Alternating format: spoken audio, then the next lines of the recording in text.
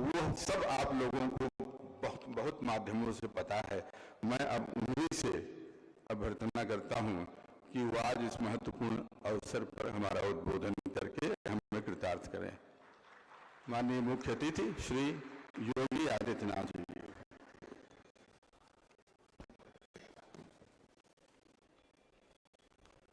भारत माता की, भारत माता की, भारत माता की, गौ माता की, गौ माता की, सरयू माता की, सरयू माता की, जय जय सीताराम।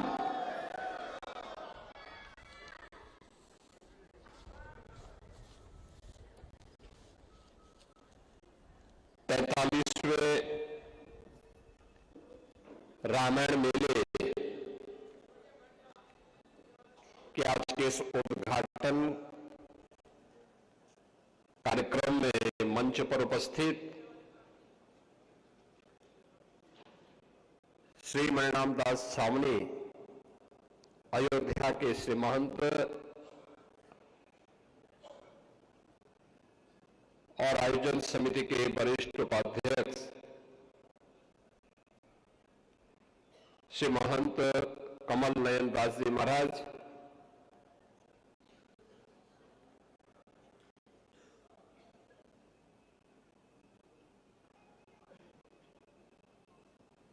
जगत गुरु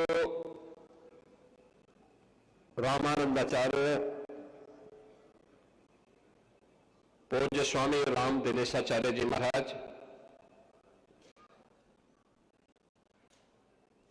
जगत गुरु रामानुजाचार्य पूज्य स्वामी राघवाचार्य जी महाराज,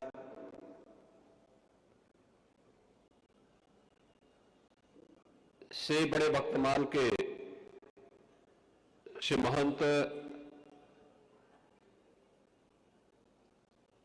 श्री अवधेश दास जी महाराज,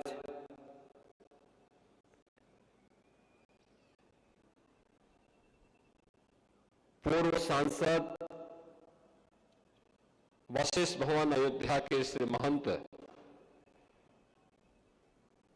पूज्य डॉक्टर रामविलास वेदांती जी महाराज,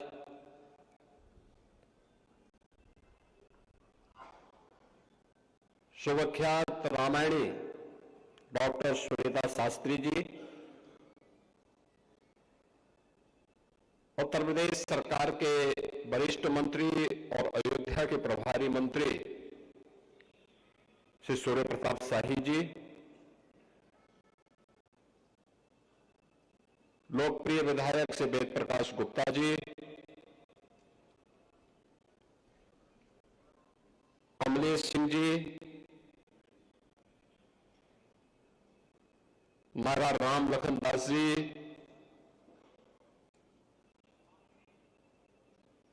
श्री आशीष मिश्र जी, मंच का संचालन कर रहे डॉक्टर जनार्दन उपाध्याय जी, आज के इस उद्घाटन कार्यक्रम में उपस्थित सभी पूज्य संतजन, श्री राम अनुरागी सभी मेरे उपस्थित बहनों और भाइयों, ये मेरा सौभाग्य है कि 43वें रामायण मेला के शुभारंभ के लिए मुझे आयोजन समिति ने यहां पर आने का अवसर दिया है। आयोजन समिति को हृदय से धन्यवाद देते हुए आप सभी उपस्थित महानुभावों का प्रभु के प्रति अनुराग का भाव रखने वाले, श्रद्धा का भाव रखने वाले आप सभी उपस्थित बहनों और भाइयों का मैं इस अवसर पर हृदय से अभिनंदन करते हुए आयोजन समिति को इस परंपरा को अनवरत बनाए रखने के लिए उनको भी मैं साधुवाद देता हूं। हम सब जानते हैं अयोध्या सनातन धर्म की एक पावन पुरी में से प्रथम पुरी है।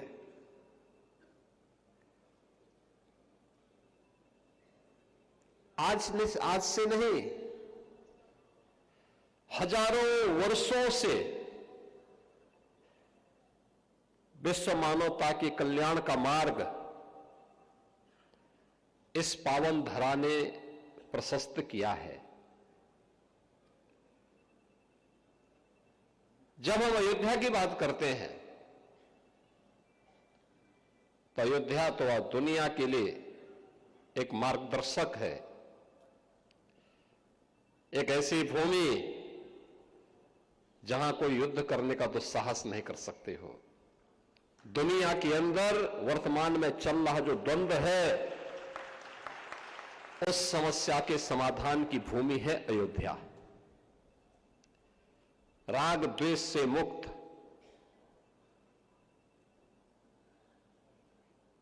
किसी भी प्रकार की अनावश्यक चेष्टा से मुक्त, न केवल व्यक्ति बल्कि समाज और पूरी व्यवस्था कैसे उच्च आदर्शों और मर्यादाओं के द्वारा संचालित हो सकती है, उसकी आदर्श पृष्ठभूमि किसी एक धरा ने रचा था, तो उस धरा का नाम है अयोध्या। ये हमारा सौभाग्य है कि श्री हरि विष्णु जी के अवतार के रूप में मर्यादा पुरुषोत्तम प्रभु श्री राम ने इसी अयोध्या धाम में महाराज दशरथ के घर में उनके पुत्र के रूप में जन्म लिया। अयोध्या के प्रति उनका क्या भाव है, ये किसी से छुपा हुआ नहीं।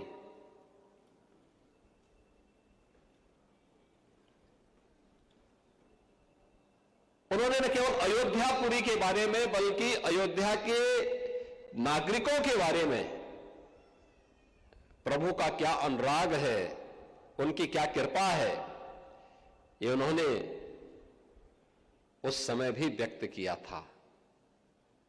याद करिए, अयोध्या ने भले ही उनके साथ न्याय ने किया हो, लेकिन प्रभु ने कभी भी किसी के प्रति कोई ऐसा भाव नहीं रखा। अयोध्या वासियों के प्रति, सनातन धर्मावलंबियों के प्रति उनका भाव तो हर सज्जन पुरुष को, सज्जन को संरक्षण देने का रहा है। उसे उन्होंने हर प्रकार का संरक्षण दिया, और यही कारण है कि प्रभु की कृपा से आज एक बार फिर से हमारा अयोध्या धाम आध्यात्मिक रूप से, सांस्कृतिक दृष्टि से एक वैश्विक नगरी के रूप में फिर से अपनी एक नई पहचान के साथ आगे बढ़ रहा है। पूरा देश और पूरी दुनिया आज अभिभूत है अयोध्या के अंदर। याद करिए, जब इस वर्ष के प्रारंभ में जनवरी में प्रधानमंत्री श्री नरेंद्र मोदी जी के करकमलों से 500 वर्षों के एक लंबे अंतराल के बाद प्रभु का फिर से राम मंदिर में विराजमान हुआ है। वे फिर से वहां पर प्राण प्रतिष्ठित हुए हैं। आयोजन अयोध्या में था, लेकिन उत्सव पूरे देश के अंदर थे, पूरी दुनिया के अंदर थे। हर सनातन धर्मावलंबी 22 जनवरी 2024 को, हर सनातन धर्मावलंबी गौरव की अनुभूति कर रहा था, प्रफुल्लित था, आनंद की अनुभूति कर रहा था, भाव विभोर था। इस बात के लिए भाव विभोर था कि हमारे पूर्वज जिस कार्य को अपने भौतिक चक्षु से नहीं अनुभव कर पाए, देख पाए, वह हम लोग आज देख रहे हैं, प्रत्यक्ष भी और परोक्ष रूप से भी दृश्य श्रव्य माध्यमों से उन्होंने उस दृश्य को अपनी आंखों के सामने देखा, सुना और उससे आनंद विभोर होकर के उस कार्यक्रम के साथ जुड़े थे। श्री राम के प्रति हमारा क्या भाव है, भारत का क्या भाव है, इसका एक अनुभव करना हो तो गांव गांव में संत तुलसीदास जी के द्वारा प्रारंभ किए गए रामलीलाओं का आयोजन और रामलीलाओं के आयोजन के माध्यम से उसकी लोकप्रियता इसका एक उदाहरण है। अगर आपको प्रभु राम के प्रति सनातन धर्मावलंबियों के मन में क्या भाव है, इसका अनुभव करना है तो 1990 के दशक के दौरान जब दूरदर्शन ने रामायण सीरियल प्रस्तुत किया था, क्या दृश्य होता था। कौन ऐसा भारतीय था,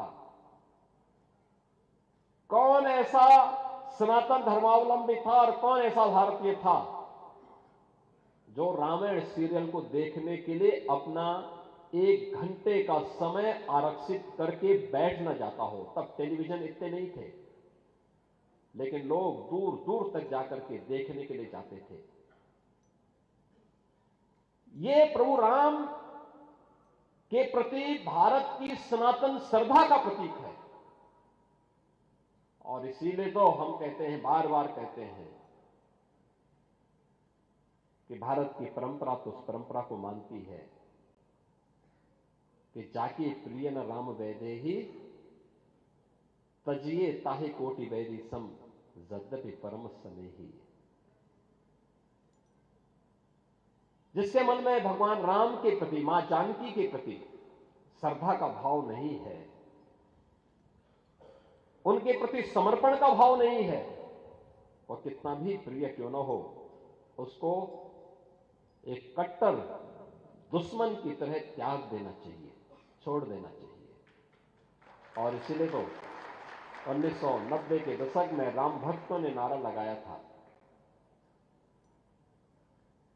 तब वेदांती जी भी बहुत जवान थे, अब तो बुजुर्ग हो चुके हैं, लगभग 100 साल के हो चुके हैं।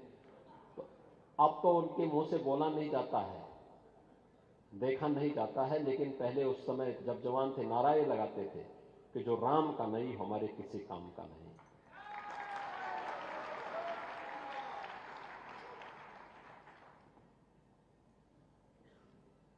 बहनों और भाइयों, मैं इसलिए भी आज आपके बीच में आया हूं। रामायण मेला 1982 में प्रारंभ हुआ। इससे पहले डॉक्टर राम मनोहर लोहिया जी ने देश के भी अलग अलग भागों में कुछ रामायण मेले प्रारंभ कराए थे, आयोजन प्रारंभ किए थे, रामायण उत्सव के कार्यक्रम प्रारंभ कराए थे। डॉक्टर राम मनोहर लोहिया इसी अयोध्या जनपद की, आज की अंबेडकर नगर जनपद में उनका जन्म हुआ। बहुत पढ़े लिखे थे, लेकिन मंदिर नहीं जाते थे, प्रवृत्ति से सोशलिस्ट थे, समाजवादी चिंतक थे। उन्होंने कहा था, जब उनसे एक बार पूछा गया कि इतनी विषमता के बावजूद उत्तर से दक्षिण, पूरब से पश्चिम, रंग रूप, भेष भाषा, खान पान, रहन सहन सब कुछ अलग अलग होते हुए भी भारत एक कैसे है। तो डॉक्टर राम मनोहर लोहिया ने उस पत्रकार को बहुत गौर से देखा और कहा, एक ही बात कही। उन्होंने कहा, याद रखना, मैं मंदिर नहीं जाता, लेकिन मेरा यह दृढ़ विश्वास है, जब तक भारत की आस्था भारत के 3 आराध्य देवों के प्रति, श्री राम, श्री कृष्ण और भगवान शिव के प्रति जब तक इसकी आस्था बनी रहेगी तब तक भारत का कोई बाल बांका नहीं कर पाएगा।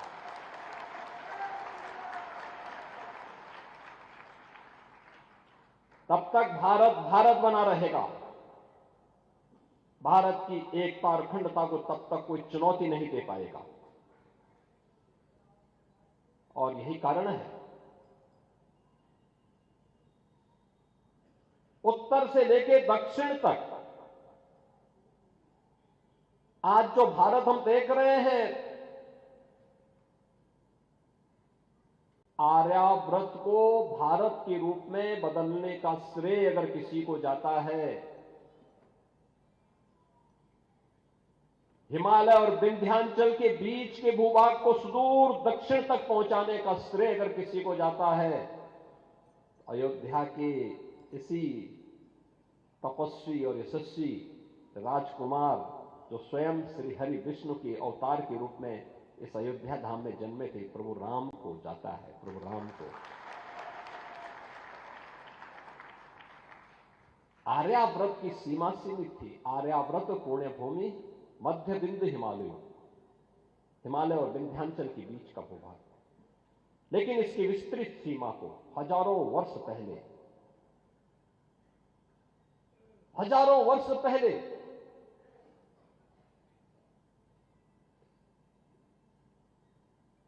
हमारे जिस आराध्य ने इसको एक विस्तार दिया वे प्रभु राम हैं। पूरब को पश्चिम से जोड़ने का काम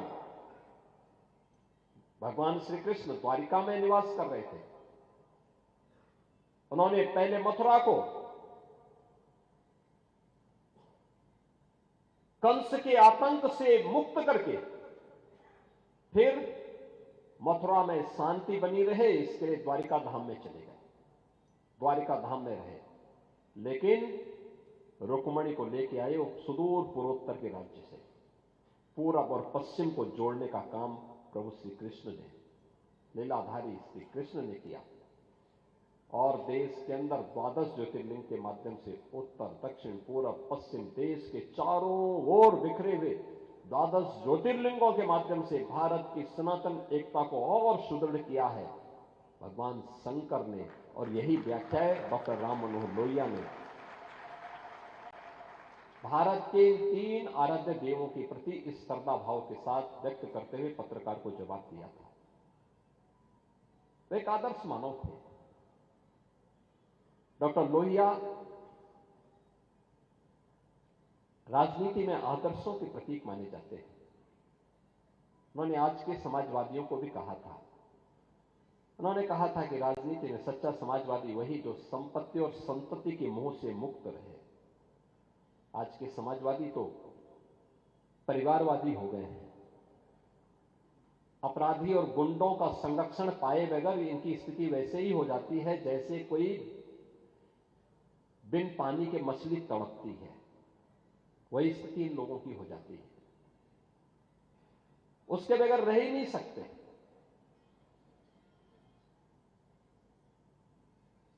लोहिया के नाम पर राजनीति करेंगे लेकिन लोहिया के एक ही आदर्श को अपने जीवन में ही अंगीकार नहीं करेंगे।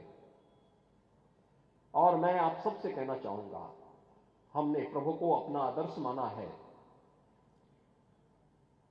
कुछ भी प्रेरणा हम प्रभु के उन उच्च आदर्शों से ले सके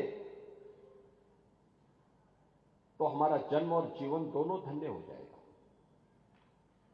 व्यक्तिगत जीवन में जो उच्च मूल्य और आदर्श होने चाहिए व्यक्ति के प्रति, समाज के प्रति, अपने परिवार के प्रति, समाज के प्रति, पूरे देश के प्रति, वह किस प्रकार का होना चाहिए। याद करिए, प्रभु राम जन्म यहां पर लिए, महाराज दशरथ बोल रहे हैं कि हे राम, मैंने भले ही मेरे सामने केकई ने 2 वचन लिए हो लेकिन तुम इसको मानो मत, तुम अयोध्या के अयोध्या में रह करके यहां की राजगद्दी पर अपना कब्जा करो, उसको स्थापित हो, वहां पे स्थापित हो जाओ। उन्होंने कहा नहीं, मुझे अयोध्या की गद्दी मिल जाएगी, मैं ये भी जानता हूं मेरे भाई कुछ नहीं बोलेंगे, सब मेरे साथ खड़े होंगे, लेकिन लोगों के सामने क्या, आने वाली पीढ़ी के सामने कौन सा आदर्श होगा, यह उन्होंने उस समय कहा।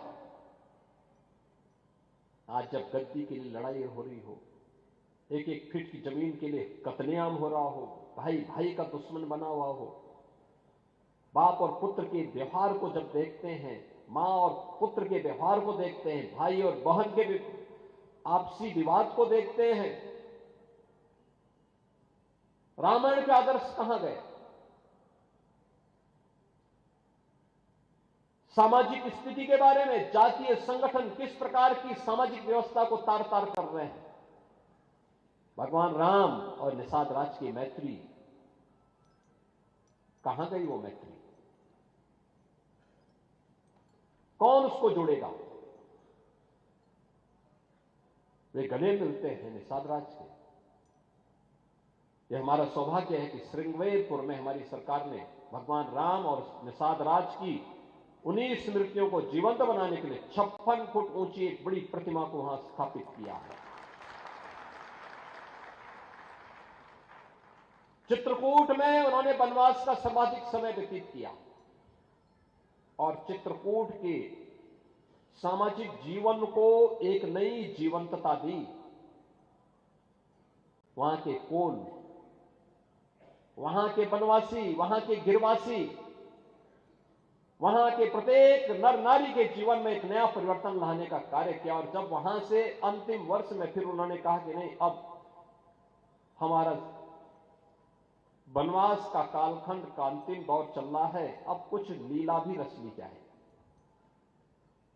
और फिर वह दंडकारण्य के लिए प्रवेश करते हुए आगे बढ़ते हैं, देखते हैं ऋषि मुनियों के साथ क्या कुछ हुआ है। ऋषि मुनि केवल ऋषि मुनि नहीं, ये संत केवल बाना पहन करके संत नहीं, भारत की ज्ञान की धरोहर के ये वर्तमान की उस विरासत को आगे बढ़ाने की एक महत्वपूर्ण कड़ी भी है। प्रभु राम ने उस समय इसीलिए कहा था कि निस्सरहीन करो में वो जो उठाए प्रणकीन, उन राक्षसों के लिए जो संकल्प उनका था। अयोध्या के राजकुमार थे, भरत जी तो पूरी सेना के साथ उनको वापस लेने के लिए गए थे। निषाद राज तो उन्हें गले लगा करके कह दिए थे कि भी आप मेरे राज्य में रहिए, ये राज्य आपका है, मैं आपका सेवक बन करके रहूंगा। लेकिन नहीं, पिता को दिए गए संकल्प को मुझे चरितार्थ करना है, लेकिन इस कालखंड को भ्रमण में व्यतीत नहीं करना है, बल्कि कुछ ठोस करके दिखाना है। आने वाली पीढ़ी के लिए कुछ आदर्श प्रस्तुत करने हैं। माता सबरी के वेद खाने हों, वनवासियों और गिरवासियों को जोड़ करके एक बड़ी सेना खड़ी करके उस समय के सबसे बड़े आतंक और राक्षसी प्रवृत्ति के प्रतीक रावण का अंत करना हो। रामेश्वरम में ज्योतिर्लिंग की स्थापना करनी हो या सेतु बंध के निर्माण का कार्य, ये सब आज भी हमारे सामने है। उत्तर से लेकर दक्षिण तक पूरे भारत को जोड़ने का जो कार्य उस कालखंड में भगवान राम ने किया था, समाज को जोड़ने का कार्य, सामाजिक संगठन के माध्यम से राष्ट्र की एकता और अखंडता को। कृष्णगंधा का राज जीतते हैं, लेकिन राज्याभिषेक सुग्रीव का करते हैं। लंका को जीतते हैं, राज्याभिषेक विभीषण का करते हैं। यह है राम का आदर्श। और इसीलिए आज जब हम सब यहां पर आए हैं, भगवान राम ये सब करने में इसलिए सफल रहे क्योंकि उन्होंने जोड़ा था, पूरे समाज को जोड़ा था, सबको जोड़ा था। ये जोड़ने के कार्य को अगर हमने महत्व दिया होता, सामाजिक विद्वेष को आगे बढ़ाने और समाज को तोड़ने की, समाज के दुश्मनों की रणनीति को सफल नहीं होने देते, ये देश कभी गुलाम नहीं होता। हमारे तीर्थ अपवित्र नहीं होते।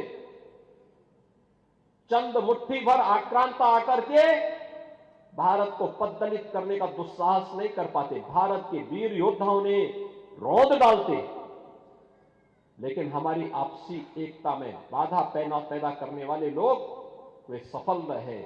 और उन्हीं के जो जीन्स है वे आज भी हैं, जो जाति के नाम पर राजनीति करके सामाजिक ताने बाने को छिन्न भिन्न करने का प्रयास कर रहे हैं।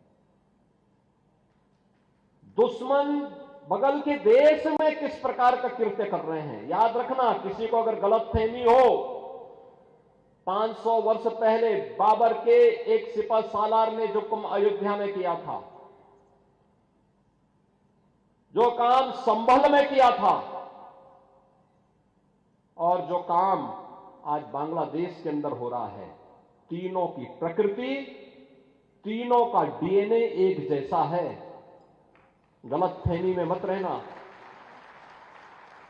अगर कोई ये मानता है कि वो बांग्लादेश में हो रहा है, तो यहां भी बांटने वाले तत्व उनके लिए बेंट बन करके खड़े हो रखे हैं, पहले से खड़े हैं। वे समाज के सामाजिक ताने बाने को छिन्न भिन्न कर रहे हैं, सामाजिक एकता को तोड़ करके, आपको बांट करके फिर काटने का और कटवाने का पूरा इंतजाम भी कर रहे हैं। ये बांटने वाले लोग, बहुत सारे लोग तो ऐसे हैं जिन्होंने दुनिया के तमाम देशों में प्रॉपर्टी खरीद करके रखी हुई है। यहां संकट आएगा वहां भाग जाएंगे, मरने वाले मरते रहेंगे, यही करेंगे लोग। और इसीलिए आप सबसे मैं कहने के लिए आया हूं, हमने अगर प्रभु को अपना आराध्य माना है, उनके प्रति समर्पण का भाव है, ये तब तक अधूरी है जब तक हम उनके उच्च आदर्शों से कुछ प्रेरणा प्राप्त करके अपने जीवन को उसके अनुरूप न ढाल दें।